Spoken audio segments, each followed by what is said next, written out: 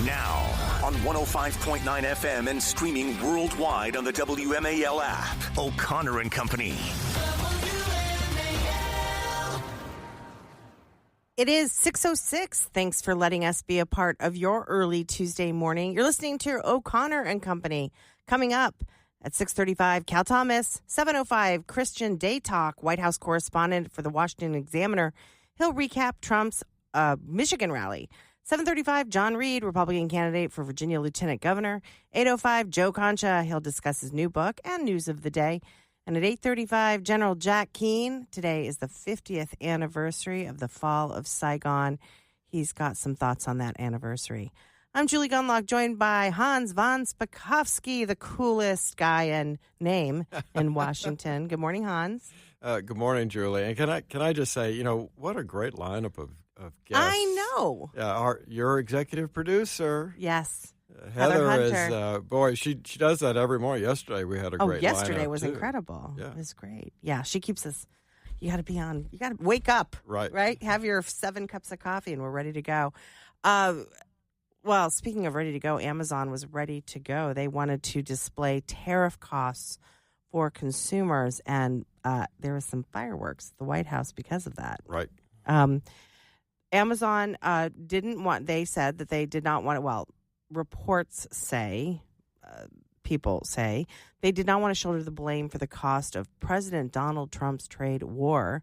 So the e-commerce giant wanted to show how much Trump's tariffs are adding to the price of each product. This was according to a person familiar with the plan. This is according to Punchbowl, which sort of broke this story. The White House didn't even take a breath before they reacted to this. Carolyn Levitt got up in the press room and roasted Amazon for announcing they'll be showing the tariff prices. She said this is a hostile and political action by Amazon. I believe we have that cut 5. I will take this since I just got off the phone with the president about Amazon's announcement. This is a hostile and political act by Amazon. Why didn't Amazon do this when the Biden administration hiked inflation to the highest level in 40 years? And I would also add that it's not a surprise because, as Reuters recently wrote, Amazon has partnered with a Chinese propaganda arm. So this is another reason why Americans should buy American. It's another reason why we are onshoring critical supply chains here at home to shore up our own critical supply chain and boost our own manufacturing here. Is Jeff Bezos still a Trump supporter?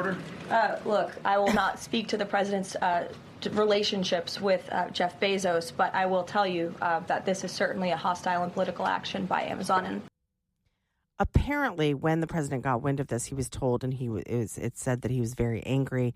Trump called Bezos to complain about reports that Amazon was considering displaying the cost of U.S. tariffs next to the price for certain products on the company's website. According to 2 senior White House officials, Trump later said the walk back was a good call. And then he said Jeff Bezos was very nice. He was terrific. He solved the problem very quickly because, in fact, they have backed off of this plan. Apparently, Bezos sort of swooped in and stopped this from happening. And now Amazon is claiming that a small team within sort of the team that manages discount products on Amazon had considered putting this sort of tariff price next to the other price. So it was just a small team. Who knows if that's true? But the bottom line is they're not going to be displaying this. Yeah, but Carolyn Levitt, boy, isn't she great? She's so great. She is so feisty, and that is exactly the kind of public affairs press spokesman the president needs. Well, she was exactly right about the fact that if Amazon was planning on doing this, they certainly didn't during the Biden administration when inflation was the highest in 40 years. They didn't make any note on why prices had increased because of that, did Exactly they? right. Just now they're going to do this. Yeah. And apparently Harold Lutnick went in and sort of backed up Carolyn Levitt, saying that these tariffs are not going to change prices so significantly.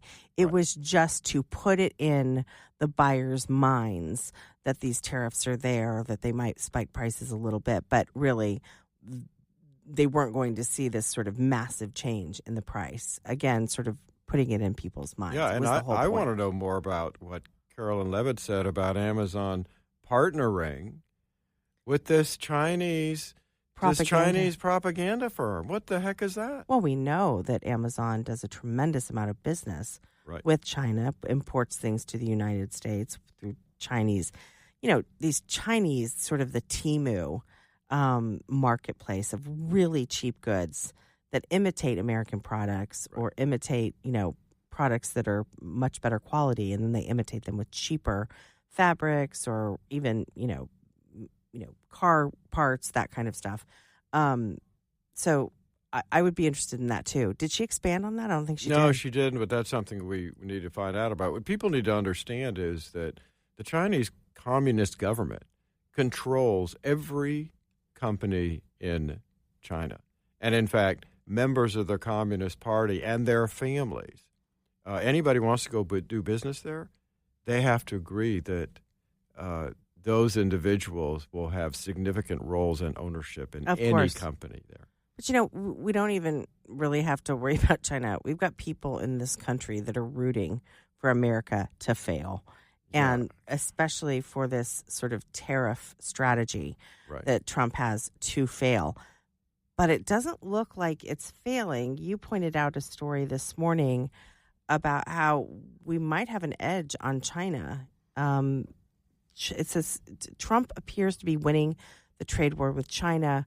It's granting multiple exemptions to its 125% tariff for goods from the U.S. that it needs. Yeah, and they were talking about everything from pharmaceuticals to microchips to aircraft parts. In other words, all these U.S. parts that are essential to China, and apparently they've been granting exemptions now for weeks to that 125% tariff. That won't apply.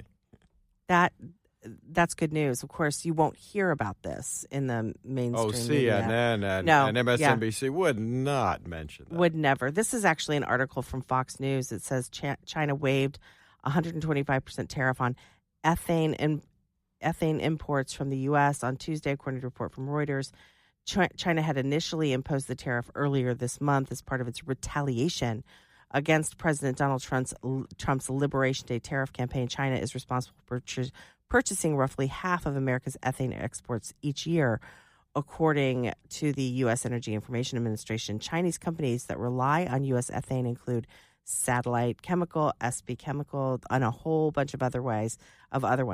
But this is just an example of a critical thing that they need, and that they're going to issue an exemption on this 125% tariff. So it looks like Trump might be winning on this tariff fight. Yeah, and look, the administration has said that look, they're in negotiations with multiple other countries. And the whole point of this was to get those countries to lower the barriers and tariffs they have in. Again, I will remind folks, we'll take the exemptions. U.S. cars have a hard time selling in Europe because the Europeans, the EU, put a huge tariff on all American cars, something that we don't do. We put a very small one. I think it's like, if I recall, it's like 2.5%, whereas they put a 10% tariff on U.S. cars. I mean, if you've traveled abroad, you never see American cars overseas. In Europe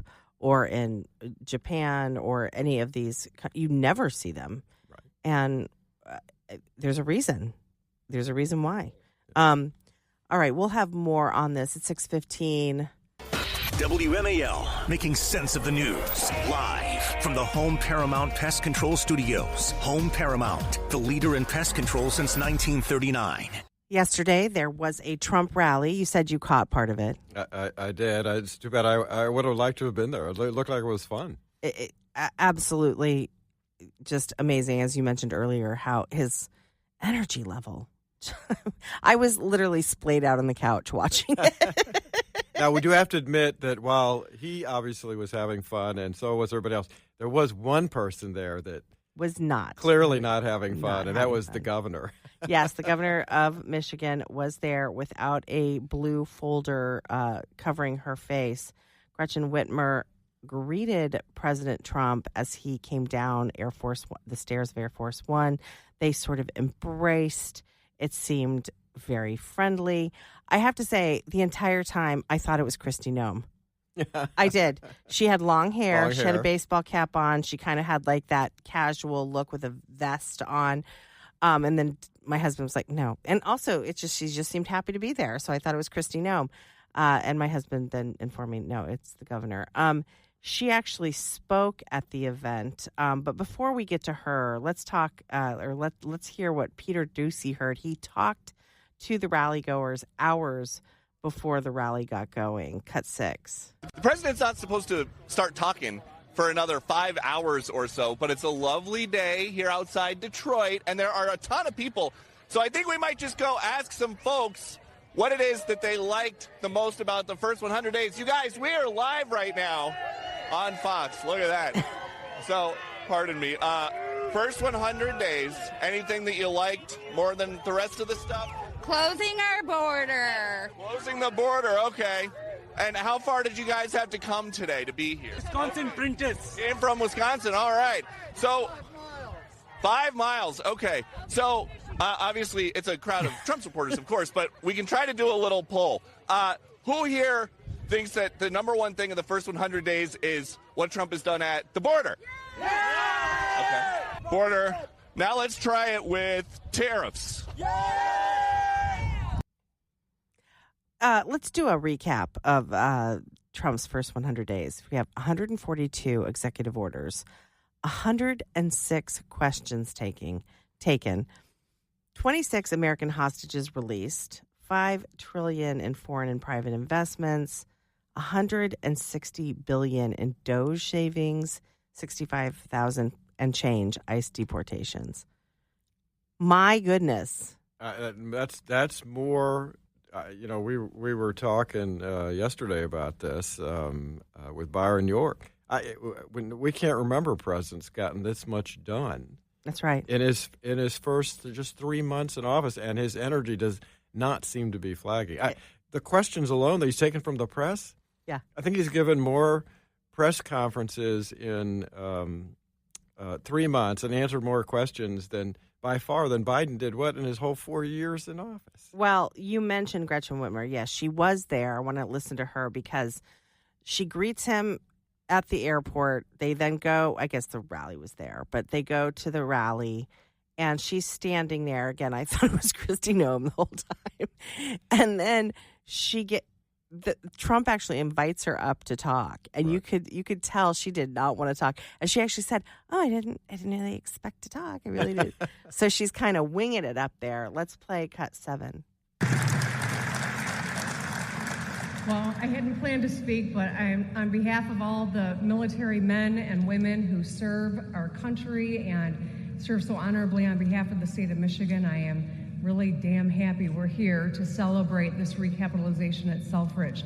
It's crucial for the Michigan economy. It's crucial for the men and women here, for our homeland security and our future. So thank you. I'm so grateful that this announcement was made today. And I appreciate all the work. Thank you. This announcement. How much do you think Gretchen Whitmer drank last night? I'm sorry, she's still drinking. Yeah, it could be. Let's just listen. This is really fun. Listen to the crowd when Trump took the stage. This is They went bananas. And of course, Gretchen Whitmer had to listen to that. Right. And people should remember, look, this was in Detroit, Michigan. Yes. Detroit has been for decades a powerhouse of the Democratic Party. That's right. Not the Republican Party. And yet he had a huge, excited crowd in Detroit. What Democrat anywhere else in this country could go to a Republican stronghold and get a showing like this? Yeah, he did have one leftist there. Let's hear how he trolled the heck out of a leftist protester who showed up at the rally. Cut 9. It's so great. What's the problem over there? What's the problem? Is that a radical left lunatic? He's just a child. All right, get him out. Yeah. Oh, I'm sorry. I'm sorry, ma'am. I thought it was a guy. Thank you. And she now has to go home to a mother who's a big Trump fan. Her mother's watching. We'll have more on this. Christian Day Talk is going to come on and give us a recap at 7:05. We have more to come. Right now, it is 6:23. Now on 105.9 FM and streaming worldwide on the WMAL app. O'Connor and Company.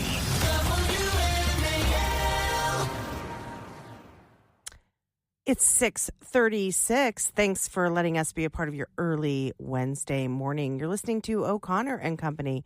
Coming up at 7:05, Christian Day Talk, White House correspondent for the Washington Examiner. He'll recap President Trump's Michigan rally. 7:35, John Reed, Republican candidate for Virginia Lieutenant Governor. 8:05, Joe Concha.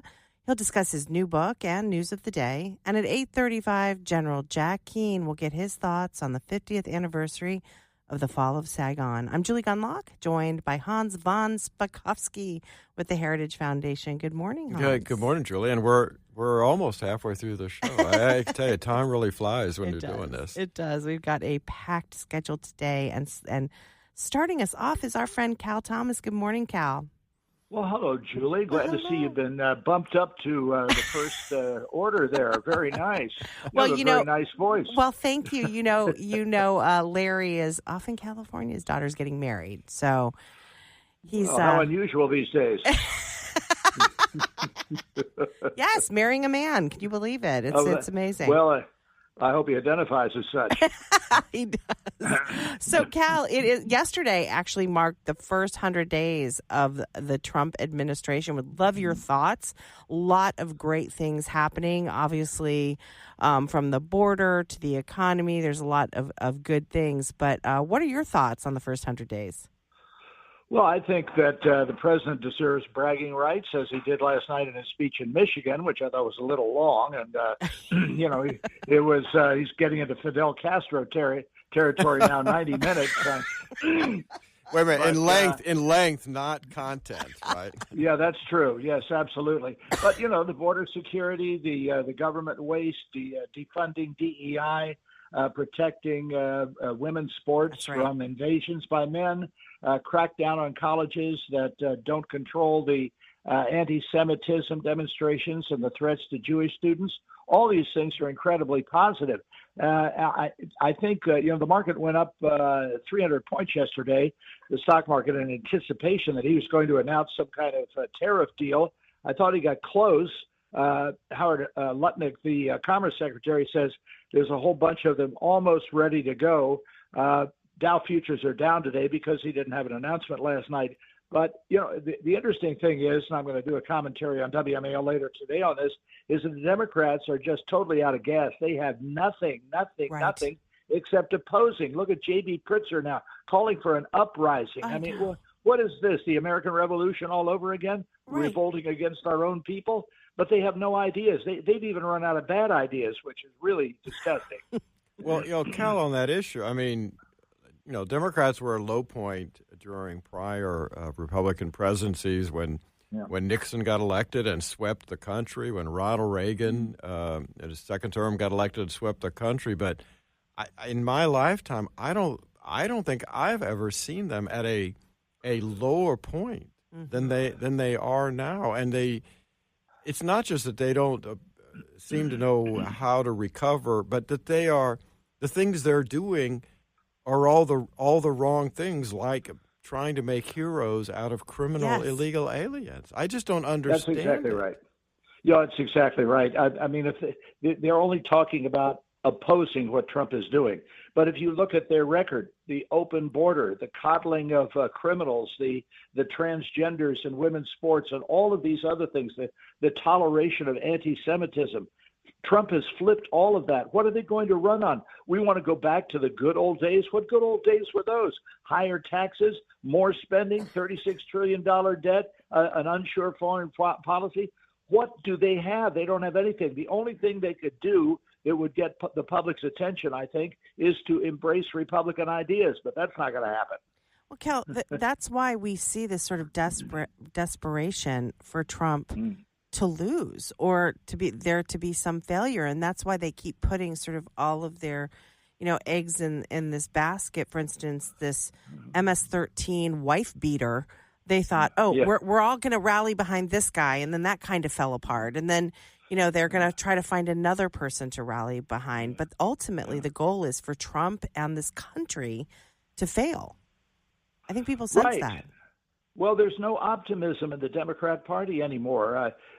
City upon a hill, as Ronald Reagan used to say, our best days are ahead of us, as he wrote in his final letter to the American people after he was diagnosed with Alzheimer's. There's no optimism. It's only pessimism, gloom, doom. We want Trump to fail. We want to be back in power. That's all we care about, so we can keep getting all of these goodies and stock trading under the table and all of these other things. And the American people are tired of this. If you look at the youth vote helped put Trump over the top. Only 20%, according to the latest poll, only 27% of young people approve of the Democrat Party. That is a really bad number. And if they can't do anything on that, they can count on losing in 2026 and 28. Well, Cal, I'm sorry, but with people like David Hogg in charge, I think they're really going to be able to turn that around. Yeah. Cal, I'm hoping you can just take a moment to reflect on the 50th anniversary of the fall of Saigon, obviously a pivotal moment in the Vietnam War. Well, there was a great editorial yesterday in the Wall Street Journal about really, in retrospect, we've won. Capitalism has won. I've been to both Saigon, now Ho Chi Minh City, and Hanoi, and younger people especially are wanting a better life. They're wanting to buy stuff. They wanted better things for their own children. They're still running. And last time I was there a few years ago, propaganda films on the Vietnamese TV about the great victory over America. But as the editorial in the Wall Street Journal said yesterday, if capitalism and a freer economy was our goal, we can say we won. That's a wonderful way to look at it and a wonderful reflection. We got to leave it there, Cal. Thank you so much. All right. Bye. Always love talking to you. It is 6:43. Well, it was a big day for the WMAL family yesterday. One of our very own, Patrice Onwuka, was at the White House yesterday. The White House had an event for influencers, and our very own Patrice, look at me, I'm going to cry, was there, looking fabulous as always. She was one of the influencers invited to ask questions of Caroline Leavitt at the White House. Let's hear her question. Cut 12. Patrice Onwuka with Independent Women and WMAL. Oh, great. We love working with the administration to really tout policies that work for families and work for small businesses in this country. Next week is Small Business Week, and I know that the SBA will be, championing all the small businesses, the millions in this country, almost half of which are women-owned. But I'd love to find out what the president feels about independent contractors who are not typical W-2 employees, not 9-to-5 workers, but who hang their own shingle. They're 1099 workers. We saw the Biden administration really try to crack down on that small business entrepreneurial spirit, and we're hopeful that the administration would overturn what the Biden administration did and maybe even work with Congress to pass some lasting changes, codify some lasting changes that would protect, your ability to be self-employed, your ability to be a small business owner. Well, the president is a businessman at heart himself, right? He's a real estate developer, and I think that's a large reason the American people elected him the first time and the second time, because they trust in him. And small businesses are the backbone of our American economy. I come from a small business family myself, and the president knows what small business families need and independent contractors need, entrepreneurs need. You need less government in the way. You need less regulation. You need low energy costs, low taxes, a low cost of living, a low cost of goods. And that's exactly what the president is focused on doing. As you know, Patrice, and not only is a co-host on O'Connor and Company, but she runs our economic center over at IWF. Right. So great question from her. But I have to say also it's so fun because she was sitting next to Link Lauren, who's often on our show. He's a friend of the show, and he is now, I guess, the White House correspondent for Megyn Kelly. So he's at the White House quite a bit. And I did love when Patrice identified herself as from IWF and WMAL. This was Caroline Levitt's response, cut 12A. Patrice Onwuka with Independent Women and WMAL. Oh, great. Yay! But she brought up a really important question because it was the Biden administration that basically was putting out these rules trying to make it as difficult as possible for people to be independent contractors. That's right. And that was on top of the California state government doing exactly the same thing, hurting what everybody out there called, I guess, the gig work. The gig economy, the gig work. And that was, again, one of the reasons why so many people and companies are leaving California. That's right. Well, and also it was done by the party that claims to be pro-woman, where when you think of the gig economy, it's women, particularly women with children, who want greater flexibility over their lives, who want to work at home, who might want to work at odd hours. And so the gig economy is designed for women. And here's the government, both the federal government and the California government, coming in and saying, nope, you can't do that. It's a terrible, terrible thing. Right. No, it was. And in fact, my wife, when we first started having kids and she left her law firm, was doing contract work as a lawyer at home. Yeah. And these rules that they were putting in would have made it impossible for her to do that. Well, IWF is such a wonderful organization because we were work from home before COVID, before it was cool. And part of the reason that decision was made was because we could attract really talented women who maybe didn't want to work in a traditional way. And we did. We attracted some great women, including Patrice. Patrice, we're so excited for you and proud of you. And thanks for mentioning WMAL yesterday at the White House. What a great thing to see. It is 6:52.